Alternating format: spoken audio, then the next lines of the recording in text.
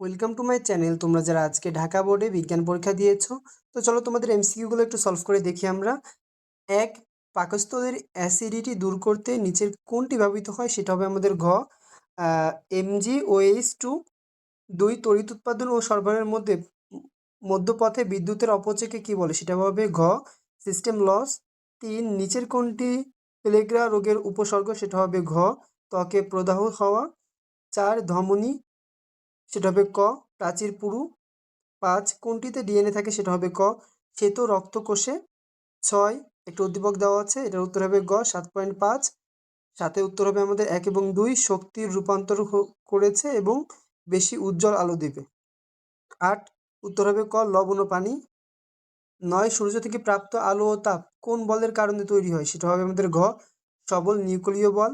১০, shaving ফোমে কোনটি থাকে? সেটা হবে আমাদের খ C7H35COOK। ১১, আমলকি, লেবু, পেয়ারা ও ফলগুলো গ্রহণে খ শরীরে ক্ষত পুনর্গঠনে কালে সাহায্য করে। ১২, উত্তর হবে আমাদের ক ১ এবং ২, মাটির অ্যাসিডিটি দূরীকরণ এবং ব্যাটারি তৈরিতে।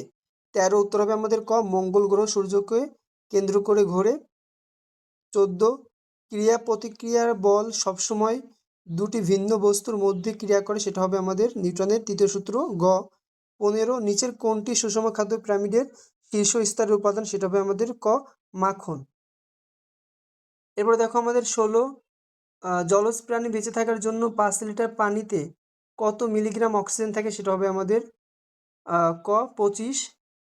১৭, পৃথিবীতে শতকরা কত ভাগ পানি ব্যবহারের উপযোগী? সেটা হবে আমাদের ঘ ১। ১৮, পরিস্রাবণ প্রক্রিয়ায়, সেটা হবে আমাদের গ ১ এবং ৩, তরল কঠিন পদার্থের মিশ্রণ থেকে কঠিন এবং পানি থেকে অদ্রবণীয় ধুলাবালির কণা দূর করা যায়। ১৯, উত্তর হবে আমাদের গ শক্তি অপচয় কমাতে পারে। ২০, উত্তর হবে আমাদের গ ১ এবং ৩, তাপ উৎপাদন করে এবং পৃষ্ঠতল মসৃণ করে। ২১, ১৫ কেজি ভরের একটি বস্তুর উপর ৬০ নিউটন বল প্রয়োগ করা হলে এর ত্বরণ কত? সেটা হবে আমাদের খ ৪ মিলিসেকেন্ড।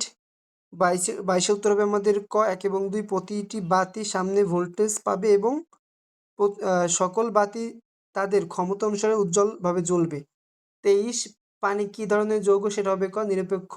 ২৪, যকৃতে শতকরা কি রূপে থাকে? সেটা হবে আমাদের গ গ্লাইকোজেন।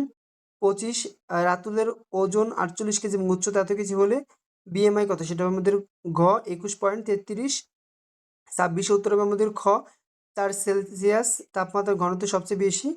২৭, ক্যান্সার ও প্রশ্বাসজনিত রোগে সৃষ্টি করে কোন পদার্থ? সেটা হবে আমাদের ক থোরিয়াম। ২৮, কোনটি অ্যান্টিবডি প্রস্তুত করে? সেটা হবে গ লিম্ফোসাইট। ২৯, NaOH যৌগটি খ ক্ষারীয় পদার্থ। ৩০, উত্তর হবে আমাদের ক ১ এবং ২, প্লীহা থেকে উৎপন্ন হয় এবং কোষে অক্সিজেন সরবরাহ করে।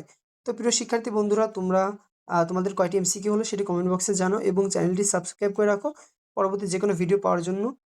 ধন্যবাদ সকলকে।